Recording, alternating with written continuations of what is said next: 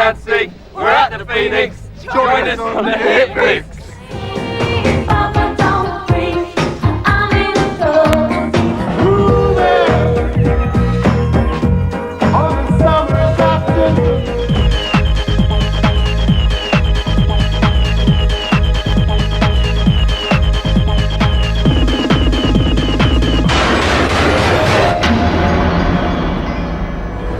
Phoenix 96.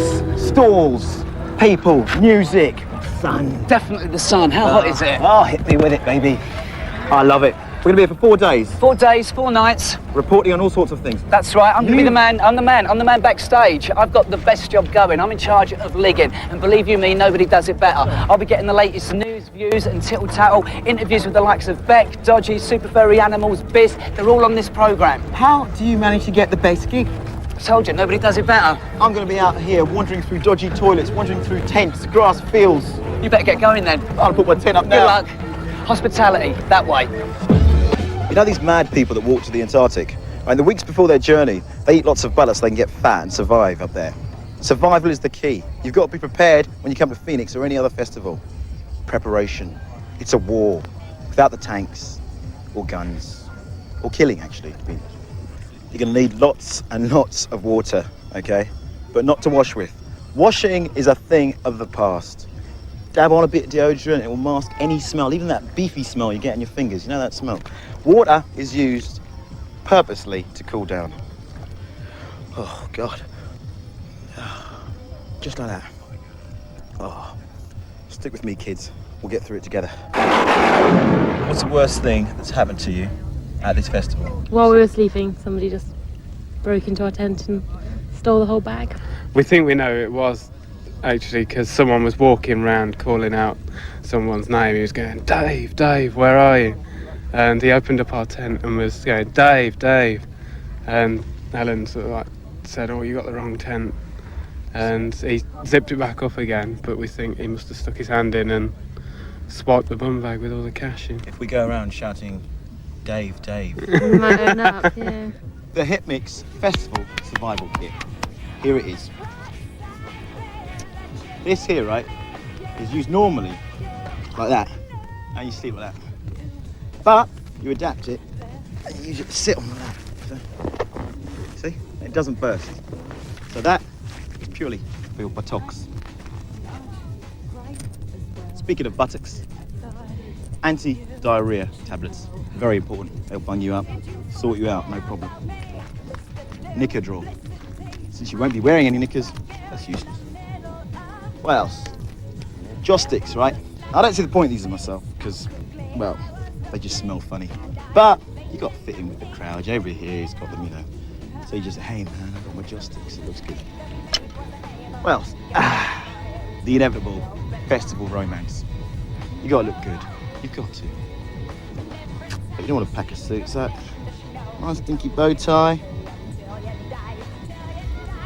And you look like a very cheap James Bond. And lastly, but in no ways leastly, this here contains all sorts of things like candles and an anorak in case it rains. What you do is you empty it all out like that, and you're Lawrence of Arabia. So that's my list of things to bring to any festival that you might go to. What do the general public think? Oh, booze and fags, definitely. And toilet roll is the main priority for a festival, definitely. Water. Food. Water, yeah. Jimmy. Yeah, Jimmy. Where's Jimmy? Hey! Tents are definitely helpful. Well, what's coming the most useful is the after sun, baby wipes, Money. for drinks. Money. It's great, right? Phoenix isn't just about music. It's about things like this. This huge free painting mural. And around back there, right, there's a travelling circus. And over there, there's bungee jumping, there's five-a-side football. There's lots of things going on. Not just music. I'm having a great time. I'm also eating a lot. Phoenix is 4 days of great music, great sights, great food and hard partying. But even the seasoned festival goer needs a time to chill out and just relax, really. So you come here to the Healing Field, an enclosure of tents that offer aromatherapy, massage, crystal healing, and just plain chilling out. Oh, do I love this field.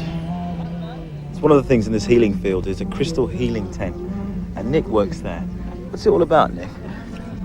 It's all about energy manipulation, and what I'm doing most of the time is I reach out to another plane of existence for the energy that I use. So I'm not using my own energy, like universal energy, and you put it into people in different energy centers in their bodies, basically in their chakras, or you clean out layers of the aura. You know, different crystals do different jobs, different crystals do different colours, and therefore the energy I bring through is like a neutral colour or golden light, if you like. How'd you first get into it? I started reading books about it, but I've trained with the International College of Crystal Healing.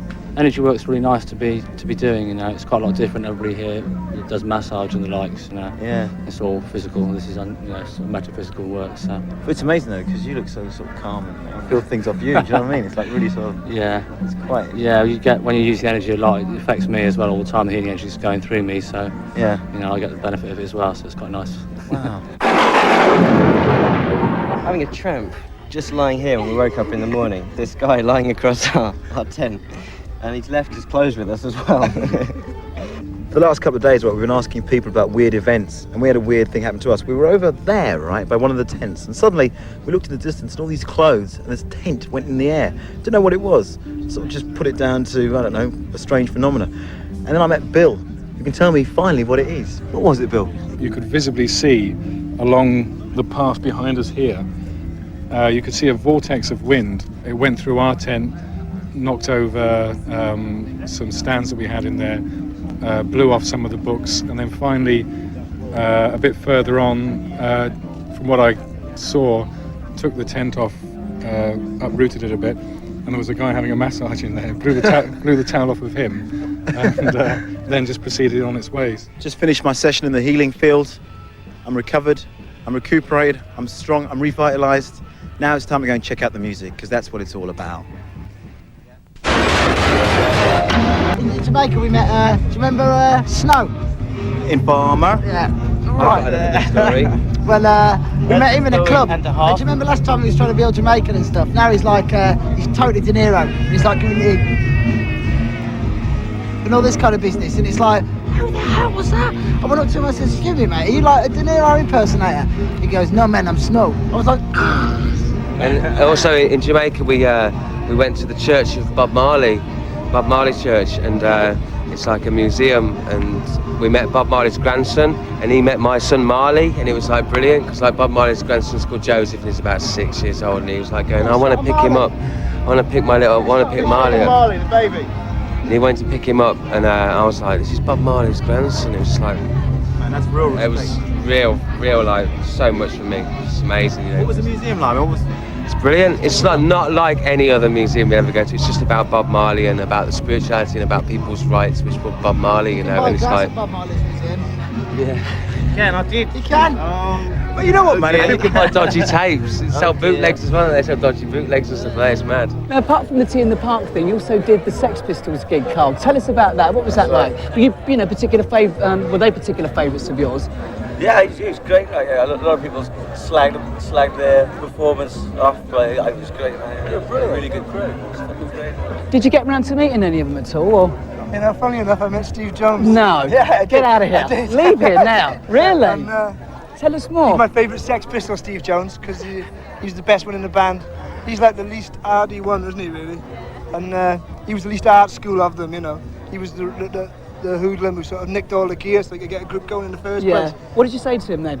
I said, Steve, I think you're a great guitar player. Running after him then.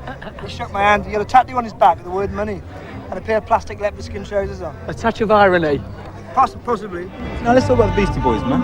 Alright. I know you're kind of into that hip-hop kind of groove kind of feel. Yeah, that's a new thing that's kind of coming up. It seems kind of hip. So you thought I'd just cash in on that? Yeah, I'll just kind of check that out. Yeah. You thought, why not? I bought this drum machine, you know, and I had all these songs programmed in there.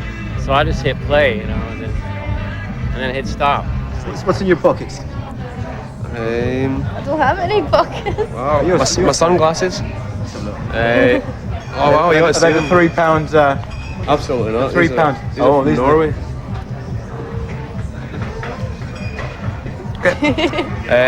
And other bits of rubbish and memorabilia.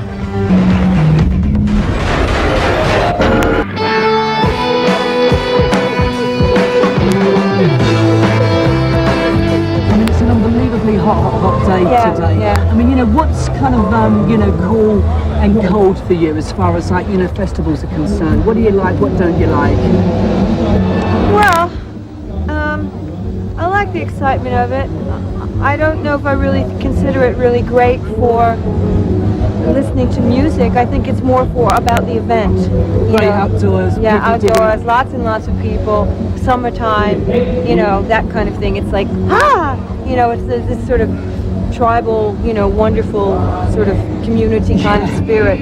But it really doesn't have much to do with listening to music in optimum, you know, circumstances and situations. No. I like meeting the kids, mingling with the people, but there's too many journalists here and like more than fans. So that's cold. Cold is too many journalists. Yeah, it's like they're just blaggers and hanging around the hospitality area. And, That's just us, we're but just we blaggers. like going out and meeting all the real fans and the people who got us here today. There is a lot. Here for the music. That's Popular right. music. Yeah, so much to see here. No, it is. It's quite nice, you know. It's like a really weird place to have it and all that, but What's something good is they've got toilets just behind the back of the stage, which is really good. and they've got toilet roll in them as well. So that's cool. That's Yeah, cool. That's that's definitely cool. The shade is cool. We're in the sun at the moment, it's nice over there. What's cool, just to be friendly, get on and wear a smile on your face and make everyone else happy. That's the best thing. Well, I'll tell you what's cold. What's not cold is the beer. What's cool? It's a good one. And the cool one, what's cool about festivals? I don't know, it's just a lot of friendly faces around. If the vibe's good, it's great, you know. Yeah. Lots of pretty girls and that. And cheap Drinking summer one dresses. beer. Cheap summer dresses. Carl, what about for you? What's cool and what's cold? I just like sort of hanging around, bumping into mates like and all that. The worst thing about festivals has got to be, I mean everyone said it, but it's got to be the toilets. I'm sorry, I mean. The funny thing is, you go look at some of European festivals. I mean, in fact, here at the park last week, the toilets had carpet, wooden doors, brass taps. Oh, it was Really? great. Sounds like mine. It was superb. Yeah. But the ones here, I suppose some people get into it, don't they? So what about the coolest thing then? Well, be able to sit here really and lounging in the sun, drinking beer and listening to music. We're cool for a start. And what's bad about it is warm beer in the toilets. I tell you, that's the bad thing about it. Popular choice. Danny G. Yeah. What's good about it is the fact that you're getting out to sort of amass a lot of people who wouldn't, you know, necessarily come and check you out. You know, and there's sort of the other side of the coin, you know. What the hell does that mean? What's cool? Cool. I wouldn't really know too much about that right now. One thing I would advise people never ever to do is to buy those big fluffy hats. You know, those big like velvety hats. Because I'm liable to punch them. court jesters. So yeah, no, that's just the worst. That, for me, that signifies everything I dislike about festivals.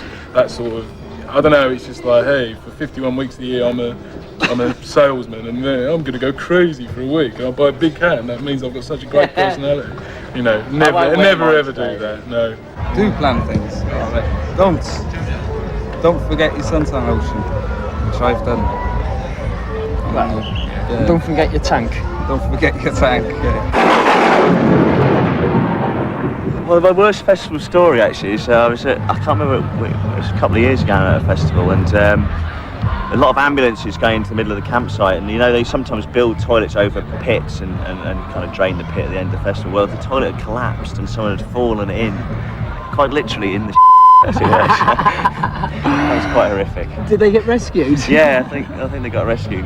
Listen, how does like performing in a festival situation compare to sort of like playing in a club? I mean, you know, you've got to sort of look at it differently.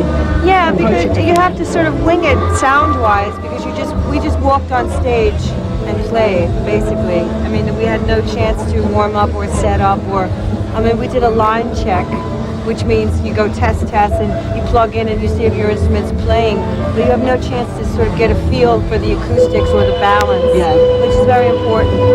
And so, you know, we threw ourselves out there and did it. Hot off stage, what was it like for you? Ankle knackering. I seem to be the injury queen at the moment, you know, but I'll cope.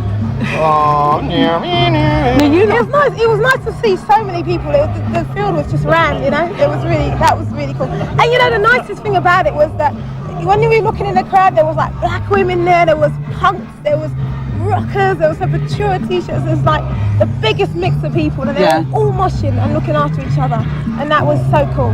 Cass, what's going through your mind when you're on stage and you sort of like look out and it's a day like today and you see all those faces? What are you thinking? It depends where I'm looking, you know. Straight ahead. Oh, man. When I'm looking straight ahead, usually I try and look at Paul, our sound man, see what he's up to, and I just sometimes I get lost in it, you know, and I close my eyes, which is the easiest place to be.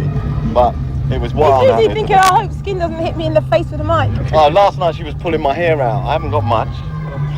Well, let's talk about last night, because you lot came in from, where was it, Zurich? Switzerland. This morning. Yeah, I mean, you lot really are the festival band at the moment, aren't you? We You're are. here, there and everywhere. Tell us some of the places that you've played so far. Well, in the last couple of weeks, we've done Roskilde in Denmark, we did Pink Pop in Holland, we did Tolhout and Vector in Belgium. Last night, in Switzerland, yeah. wasn't it? The Bern one Guten Festival. What's the one in France? We did one Belfont. in Belfont in France.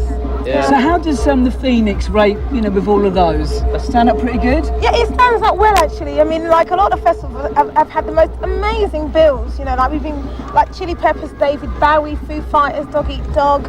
I mean, these are people we've been playing with, and it's just, it's like all of your favourite bands, Rage Against the Machine and Alanis Morissette, real big people, and Therapy as well, and it's I think Phoenix is up there with the gods, Yeah. Do you kind of sort of like get to hang out, with other bands when Oh, you're yeah, we backstage? love Or does everybody hanging out. kind of keep themselves to themselves? You Oh, play the yourself? Posey English bands keep themselves. Really? Is it like that? Is it like that? The Europeans and the Americans hang out, and the Posey English ones are stuck in a corner, like all by themselves trying Who's to be the cool. worst? Come on, dish the dirt. Who's the worst?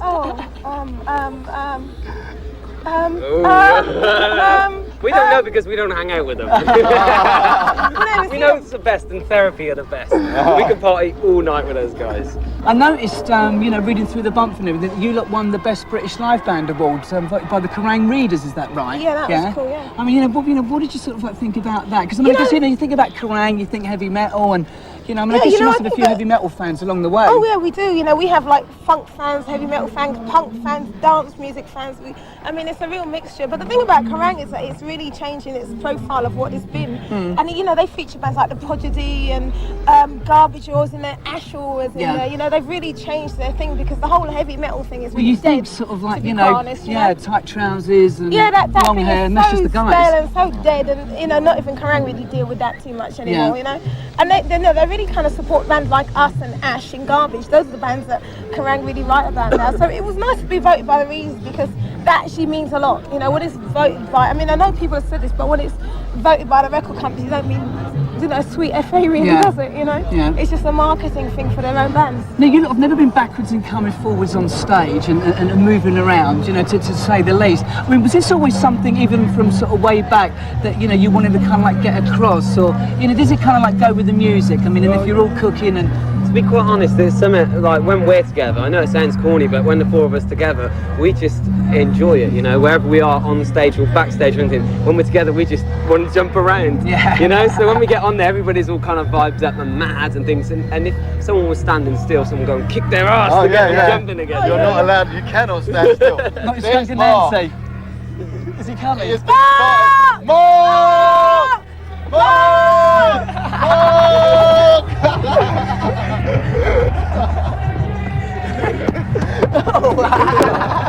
The drummer's arrived. Oh my God, it's him! It's me. So was it good for you today? Did you have a good time up there? But my hands are killing me. Oh, really? Oh, Jesus, can we have a look at those? Just show us that, look at that. Drummer's hands. Drummer's hands, ouch. Right, hey, looking good. Hey. Funky trousers there. Thank you. You want these, don't you? I do very much. Can you having sort them out? No. Now, the track is called I Can Make You Feel Good. We've already seen that it's gone into our own chart at number 17. I think it's only fair that we have another look at it. I think we should too. Top video. Thank you. Now, Good stuff. what was it that made you choose a 1982 Shalimar hit? Did Well, you I choose didn't- it? I didn't actually choose it. It was a record company who chose it for me. But when they played it to me, I did like it. It's a cracking tune, isn't it? Yeah, we like it. I remember when I was younger that I was a big fan of Shalimar. That was one of my favourite songs. Was it? Yeah.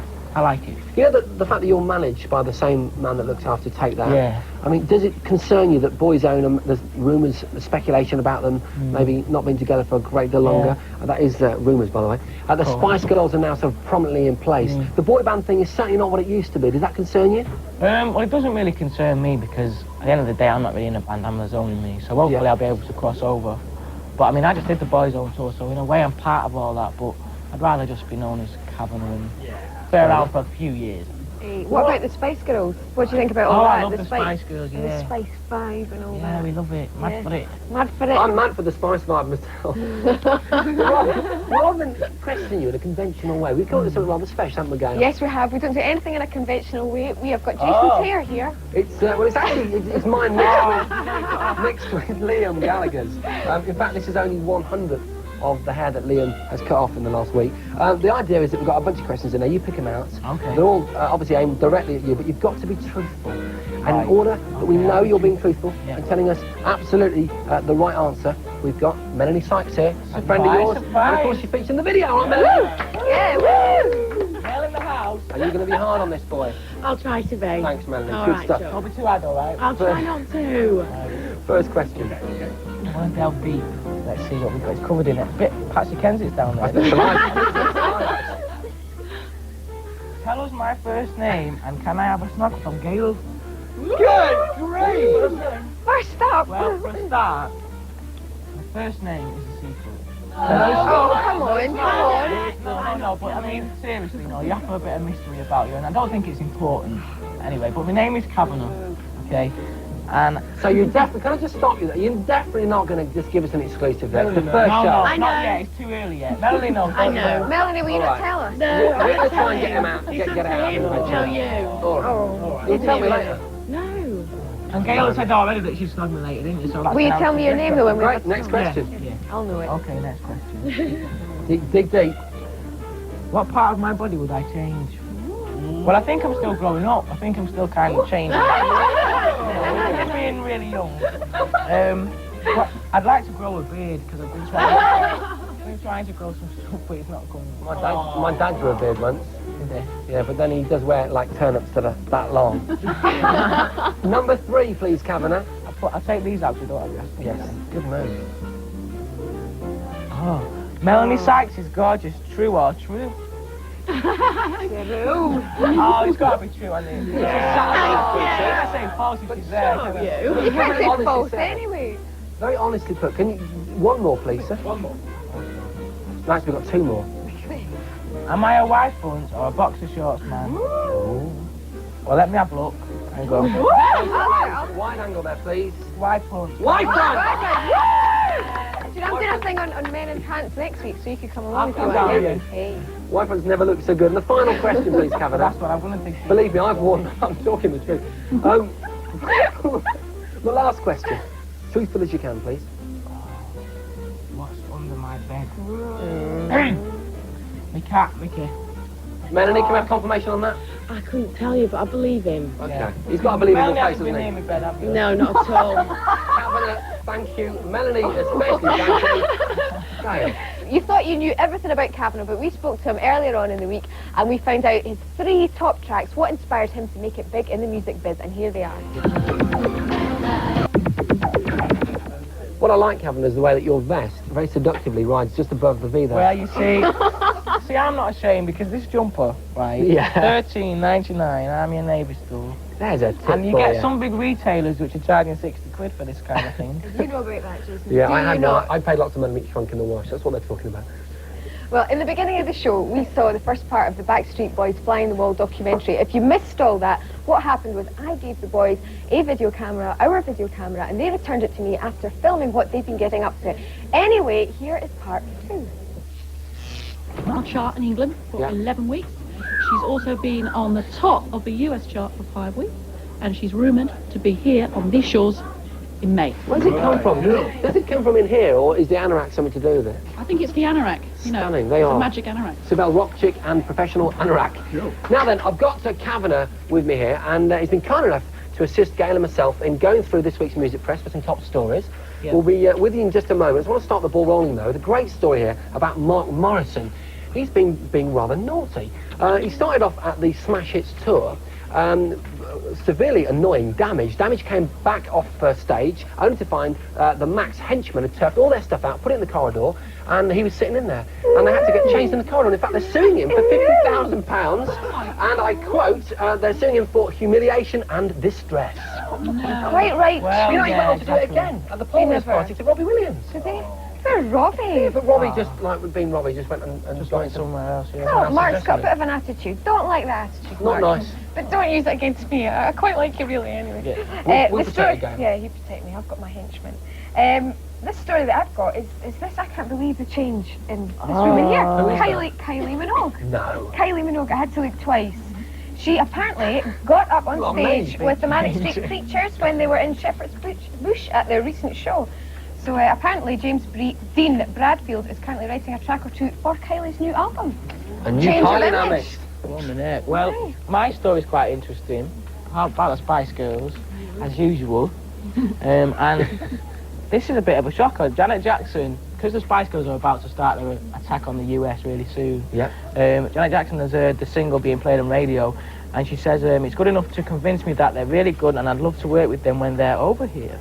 So talks are about to take place between managers, so there could be a duet between Janet... So this isn't just a rumour, this is actually going to happen? This is going to happen, a duet between Janet and the Spices. And also on this stage, there's a picture of the gig, the Boys On gig on New Year's Eve, which I was there, I was singing there too. And Robbie was there too, and he got up with the lads and sang Words, which was quite nice. And everyone was waving in the air, like New Year's Eve, you know. So that was quite nice. It was a good New Year Boys On vibe. The year, yeah, definitely. Smashing. Well, a good way to continue the show right now is to introduce you to the Hit Mix 97 up-and-coming week. Because I'm off to Las Vegas! Thanks very much. But obviously, ever the popular choice, even more popular, and looking after you next week is Gail. And on next week's show, we're going to be looking at 70s disco, and also in the studio, we will have Men in Pants. Woo! But in terms of today's show, I'd just like to thank everyone involved, the crew. Woo! Featuring the lovely Amanda. Of course, our guest, Christian the snowboarder, Melanie Sykes, from my quarter, and Kavanagh. But most importantly, the girl dancers! Woo! Thank you, ladies. Now we're going to leave you today with that all-important first number one of 1997. Woo! Bye! See you next week. Bye! Bye!